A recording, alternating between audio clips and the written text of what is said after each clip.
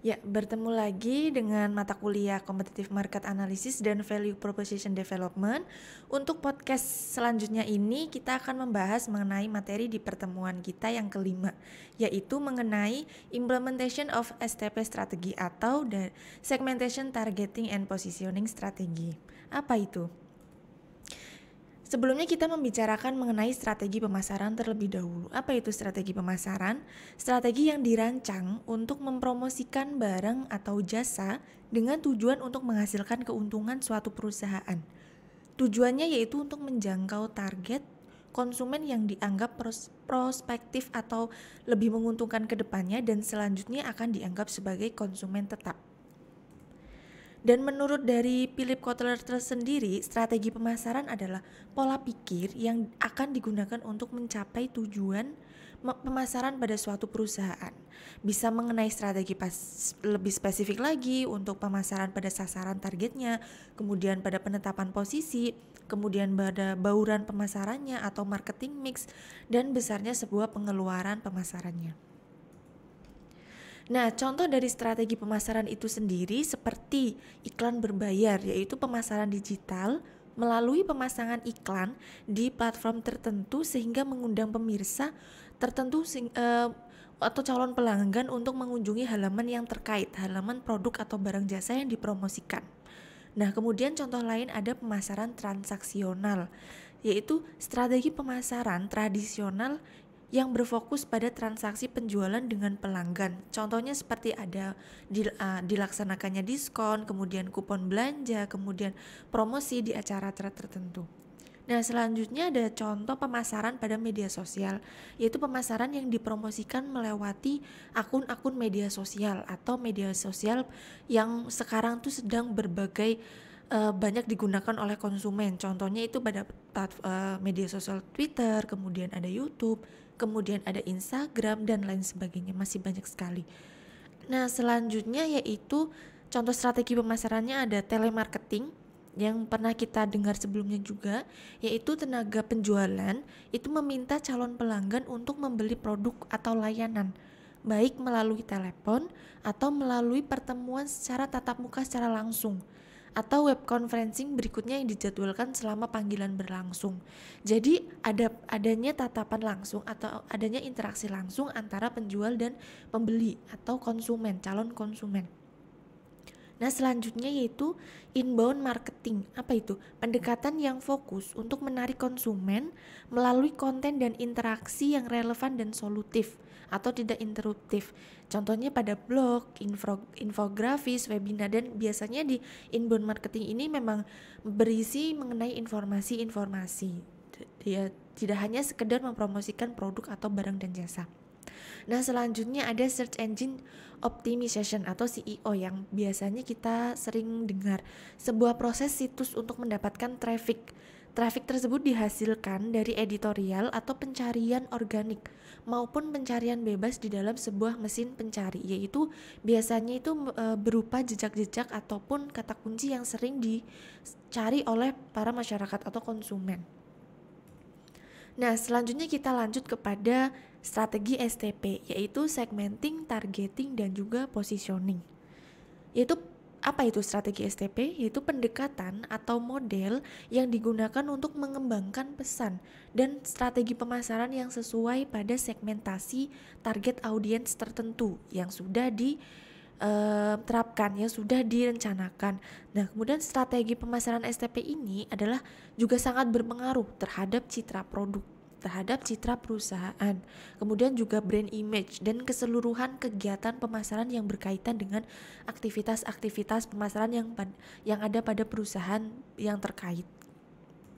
Nah, fokus utama pada strategi STP ini yaitu kepada audiens.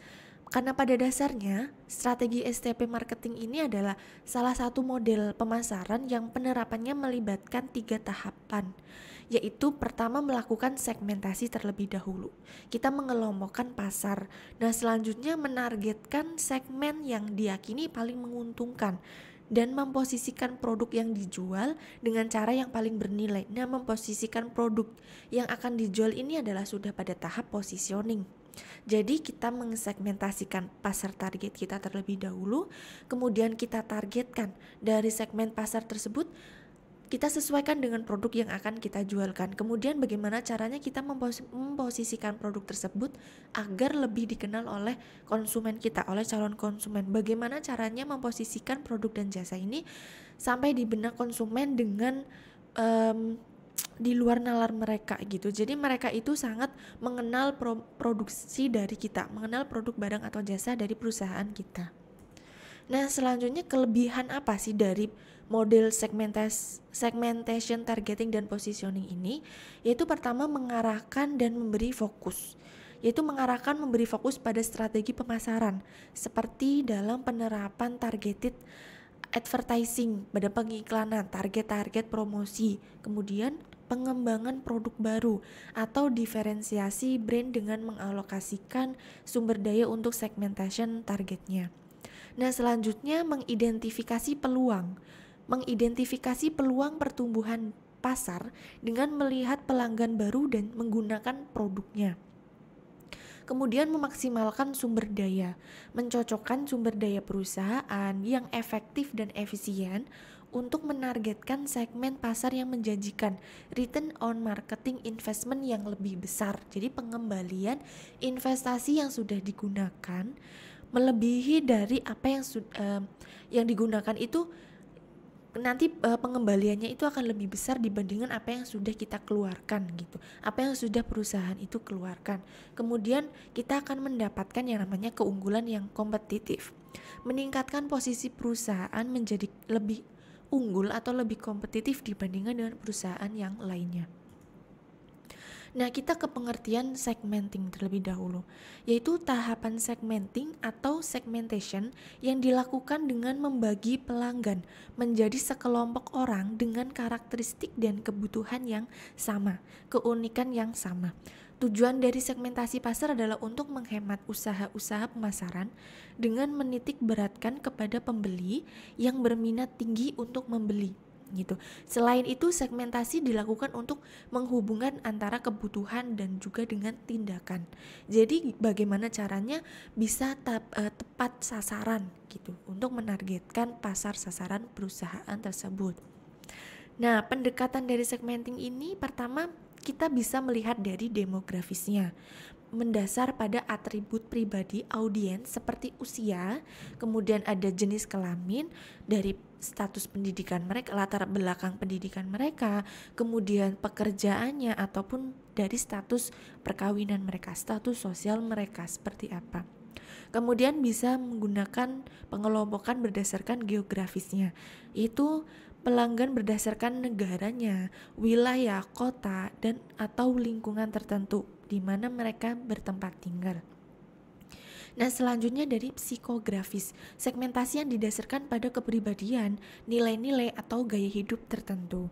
Nah, kemudian dari perilaku, mendasarkan segmen pasar dengan mengelompokkan orang berdasarkan cara mereka menggunakan produk, loyalitas akan produk atau manfaat yang mereka cari. Jadi kita melihat dari perilaku mereka dalam menggunakan produknya. Selanjutnya targeting, menilai dan memilih satu atau lebih segmen pasar yang akan dimasuki oleh perusahaan, memudahkan perusahaan untuk bisa menyesuaikan produk dan strategi marketing yang diterapkan untuk masing-masing target pasar, mengantisipasi besarnya persaingan dengan kompetitor. Pemasaran menjadi lebih efisien dan efektif untuk perusahaan yang memiliki sumber daya yang terbatas. Pendekatan targeting itu berdasarkan ukuran seberapa besar segmentasi pasar tersebut dan potensinya untuk bertumbuh di masa depan. Kemudian geografis, segmen mana yang memiliki potensi untuk menghasilkan keuntungan yang lebih tinggi bagi produk atau layanan. Bagaimana dengan lifetime value customer di segmen tersebut? Bagaimana gaya hidup mereka?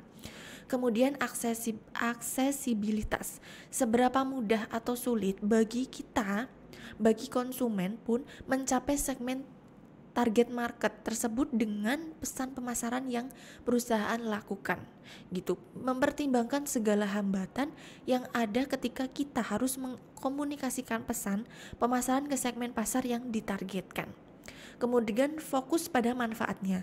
Masing-masing segmen membutuhkan manfaat yang berbeda-beda. Jadi kita fokus pada apa yang dapat dimanfaatkan dari produk tersebut untuk target pasar perusahaan tersebut.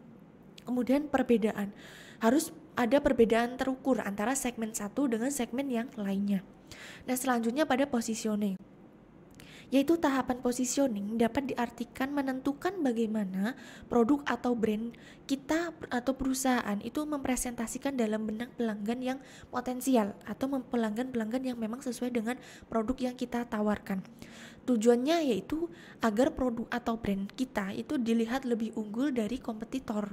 Nah, itu sebabnya pada langkah positioning ini, marketing harus mengetahui bagaimana caranya agar dapat memposisikan produk kita atau perusahaan untuk target segmen pasar yang paling menarik dan memiliki potensi keuntungan yang lebih besar.